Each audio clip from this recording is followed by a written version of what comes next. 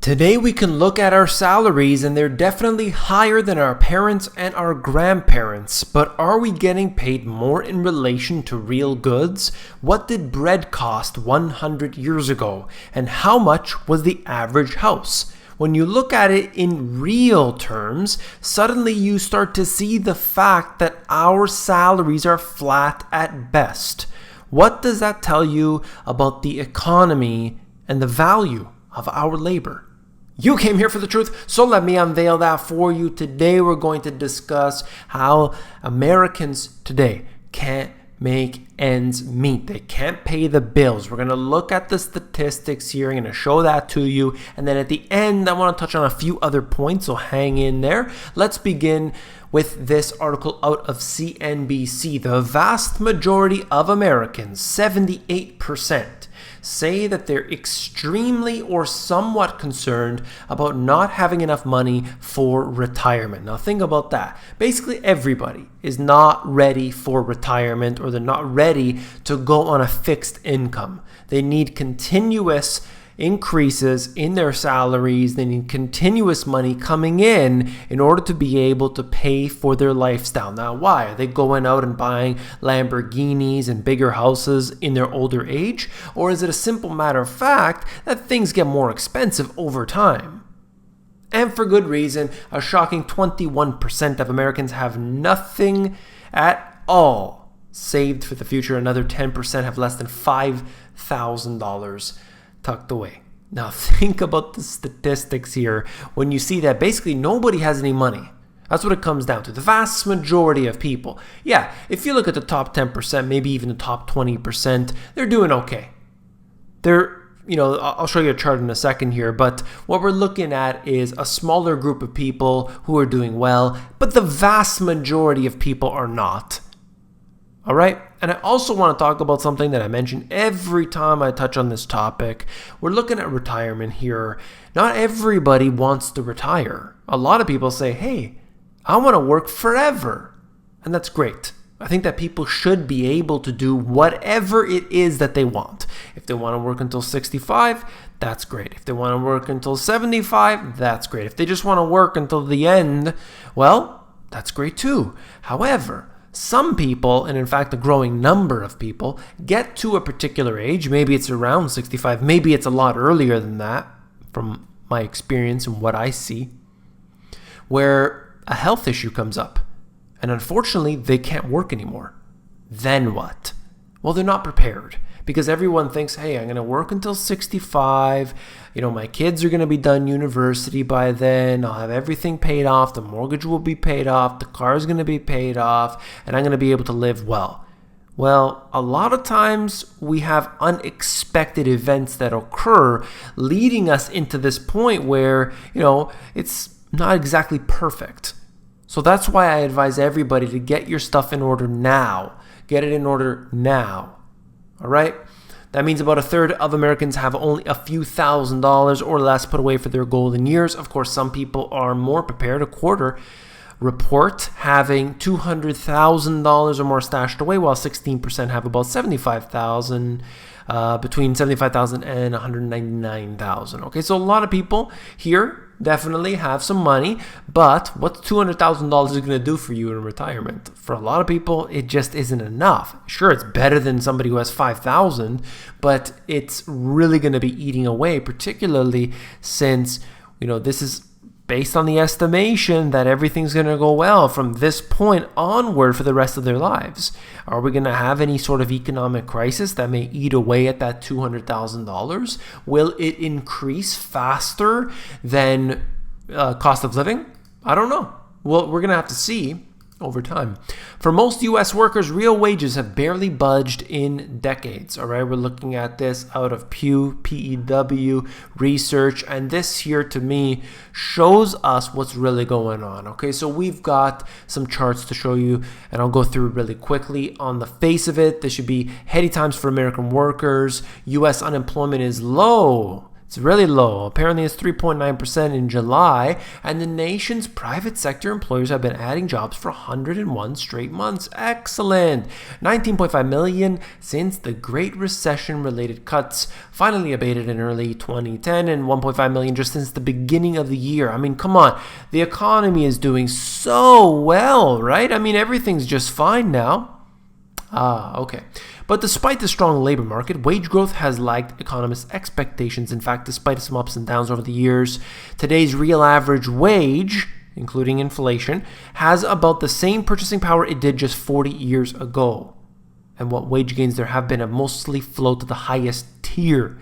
All right, now that's going to be something that the average person just isn't aware of. They're thinking, look, I got a $100 bill right here, and that's great. A $100 bill, it's going to buy me this and that. But what they don't realize is when they were 20 years old, that $100 bill might buy them a whole bunch of stuff. And then when they're 65, that $100 bill is probably not going to be worth too much anymore. And that's what happens over time. That money is just a number. It has no significance to reality. $100 bill, no significance. If you ask your grandparents, no matter how old you are, your grandparents, what you could have done with $100, I'm sure they're going to say a hell of a lot more than what we could do today. Roadblocks to retirement savings. We asked, what's the main reason you haven't increased your retirement contributions compared with last year? Income hasn't changed or has decreased 26%. Comfortable with your retirement savings? I assure you they're going to be regretting that one. Focusing on another financial priority, probably paying off their credit card and student loans, all right? Americans stepping up their retirement savings. Wow, excellent. We asked, how does the amount you're saving for retirement in 2018 compare with what you saved last year? Apparently, 28% are saying they're saving more, saving about the same 48%. Now, I'm thinking that this has to be a very, very skewed statistic because the average person thinks that they're doing something great. However, they always realize the truth when we hit a recession. Everything just the smirk gets wiped off their face. Americans' paychecks are bigger than 40 years ago, but their purchasing power has hardly budged. And you'll see that right here. Looking at this, whether we're looking at the constant dollars, whether we're looking at current dollars, back in 1964, just comparing that to $2.50, and that, of course, shows us where we've head ever since. But, again, what's it going to cost to heat your home, the water bill, the, food bills, and so on? Things are really a lot more expensive today than they were before. And if you look at the average home has really escalated considerably, where our wages have kind of went like this. So we see that difference in between the two. All right, wage increases in the U.S. rise to the top earners. Obviously, we see this many times before. I've covered it on the channel.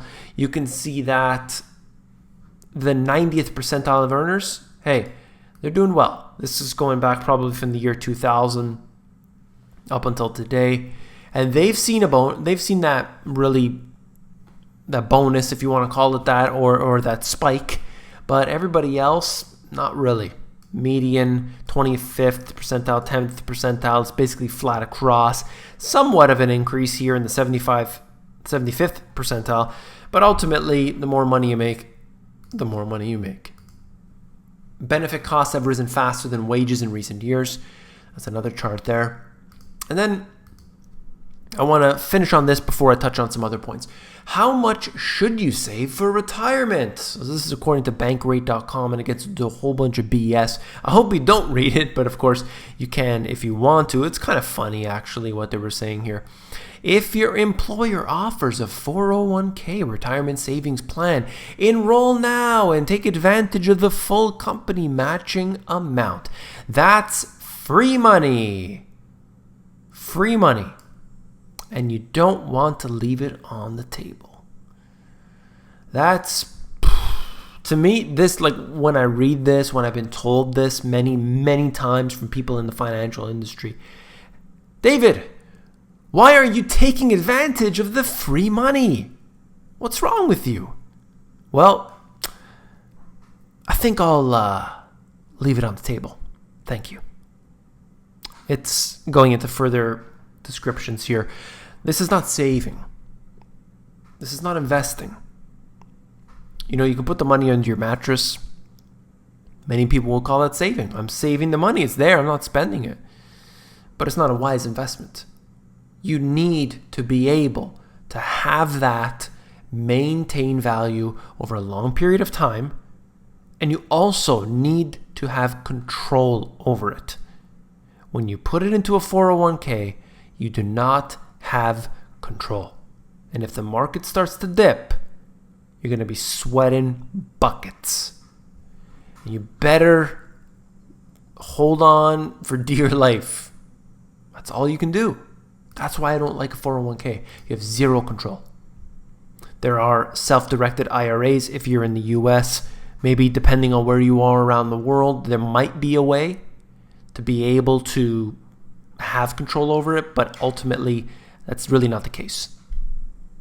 By several measures, the national economy is the strongest it has been in decades. The U.S. monthly unemployment rate now sits comfortably below 4%, and we are sitting on the longest period of GDP growth since the 40s. Now, this is what they're telling you right here out of USA Today. Obviously, you know what I think about this in reality, but it's going to get into some details here.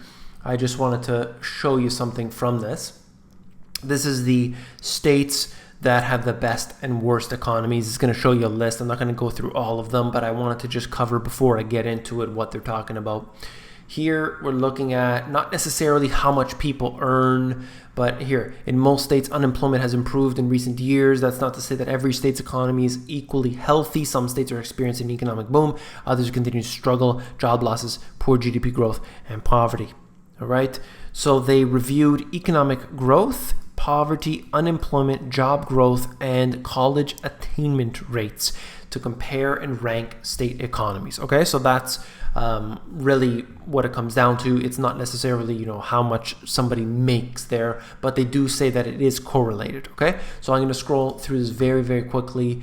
I'm going to show you some of these. Number one is Colorado. Okay, so that's based on, again, the annual growth rate here. We got the GDP, we got the unemployment, and the 5-year annual employment growth. So these type of statistics are also good to look at if you're going to be purchasing real estate or anything. Maybe it's not where you necessarily live, or maybe where it is where you live. You want to be able to know these statistics here for real estate investments. Okay, so definitely pay attention to that. So number one, Colorado, it breaks it down. If you want to see the details, the link will be in the sources of the video. Utah's number two.